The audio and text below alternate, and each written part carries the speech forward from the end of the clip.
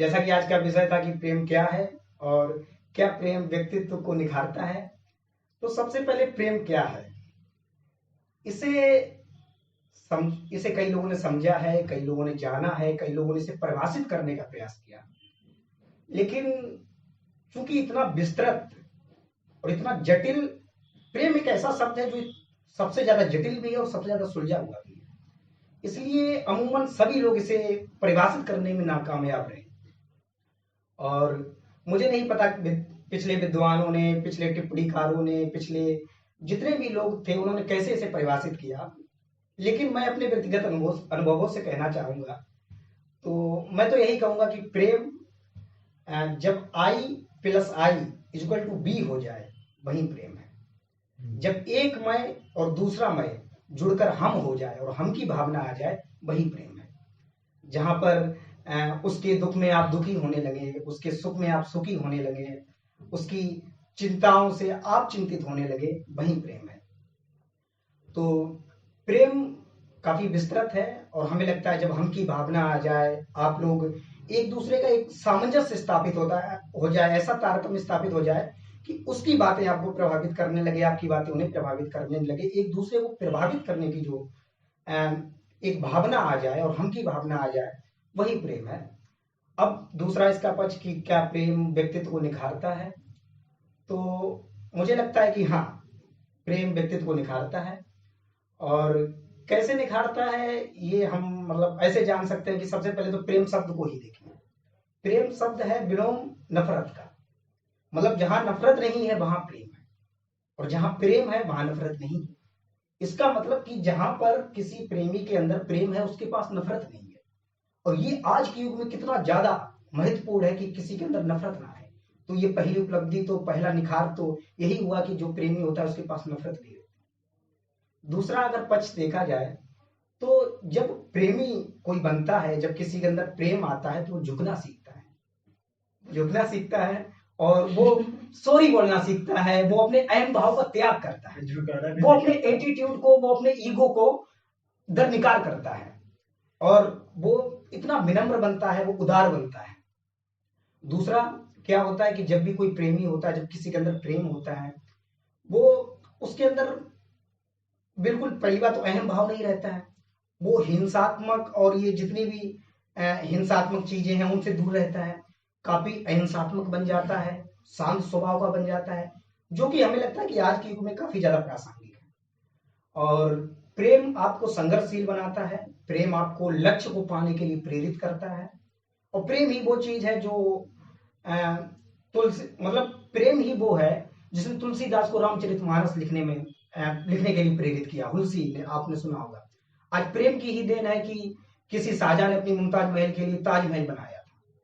और प्रेम कितना आपको प्रेरित करता है, कितना आपको लक्ष्य तक आगे बढ़ाने के लिए उत्साहित करता है और संघर्षशील और मेहनती बनाता है, उसका उदाहरण एक प्रसंग से बताना चाहूंगा। एक लड़का था, वो एक लड़की से प्रेम करता था, उससे डेली मिलता था, उससे बातें करता था, उसके साथ खेलता था। अचानक क्या हुआ कि वो डेली मिलता था, एक दिन ऐसा आया कि वो लड़की नहीं आई। अब जब लड़की नहीं आई तो वो काफी बेचैन हुआ और उसने इसका कारण जानना चाहा कि वो क्यों नहीं आई।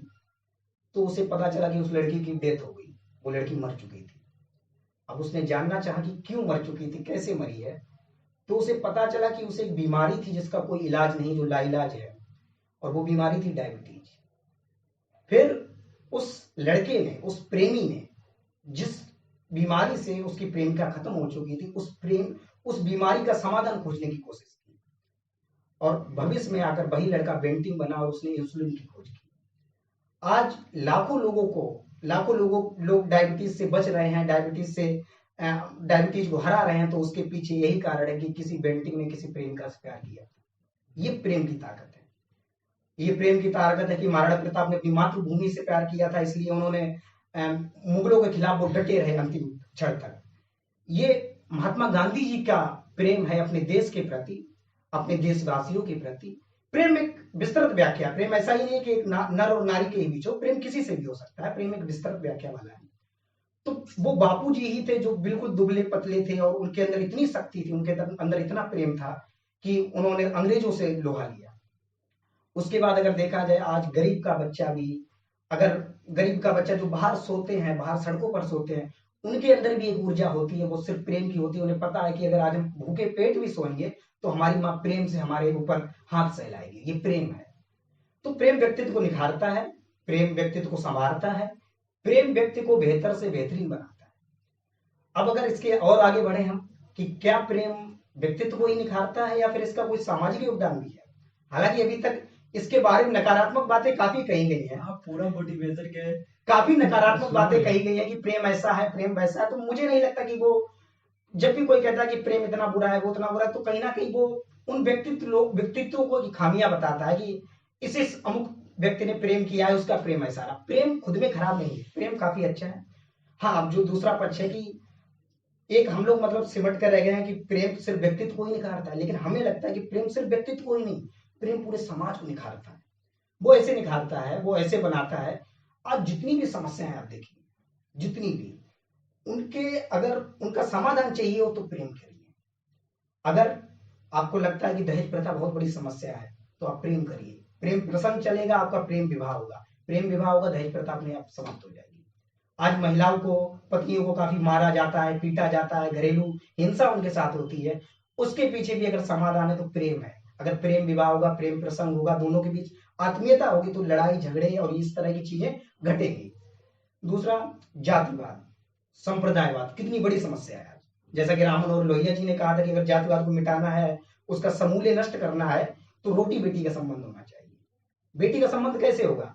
बेटी का संबंध ऐसे ही होगा जब प्रेम प्रसंग बढ़ेंगे, प्रेम विवाह होंगे। अगर प्रेम विवाह होंगे तो क्षेत्रवाद, संप्रदायवाद, जातिवाद अपने आप मिट जाएगा। तो कहीं ना कहीं प्रेम समाज को भी निखारता है, ना कि व्यक्तित्व को। और मुझे लगता है कि जो भी खामियां हम लोग बताते हैं प्रेम की, वो प्रेम की नहीं बल्कि प्रेमी प्रेमिकाओं की हैं। हालांकि आजकल अराजकता व्यवस्था काफी आ चुकी है प्रेम में, लेकिन वो प्रेम में नहीं आई है, वो प्रेम के बदलते हुए ढांचे में आई है। और ढांचा बदलने के कई कारण हैं, उसके पीछे पाश्चात्य संस्कृति भी थोड़ी बहुत जिम्मेदार है। दूसरा, कहीं ना कहीं आज हम लोग जिसे प्रेम समझते हैं वो प्रेम है ही नहीं।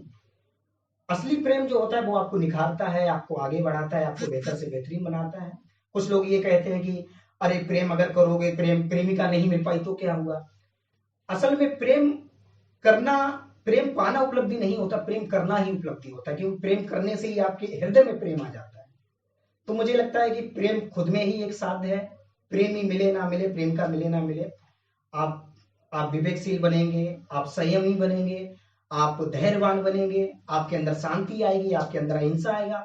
आजकल बलात्कार जैसी घटनाएं हो रही हैं, आजकल यौन शोषण हो रहा है, छेड़छाड़ हो रही है, ये सिर्फ इसलिए हो रही है कि किसी लड़के ने, इन जैसे जाहिलों ने कभी किसी लड़की से प्रेम नहीं किया। उनके अंदर कभी प्रेम पनपा ही नहीं, उनके अंदर कभी अहिंसा, उनके अंदर कभी शांति, उनके अंदर कभी संयम, उनके अंदर कभी धैर्य जैसी भावना ही नहीं आई। अगर ये भावना आनी है, इंसान का जन्म तो ऐसे ही हो जाता है, लेकिन इंसानियत जब आती है तभी वो असली इंसान बनता है। और इंसानियत आने का अगर सबसे बड़ा कोई कारण है वो प्रेम है। तो मुझे लगता है प्रेम करना चाहिए। प्रेम करेंगे तो आपके अंदर इंसानियत आएगी, और जब इंसानियत आएगी तब आप इंसान बनेंगे। बहुत बहुत धन्यवाद।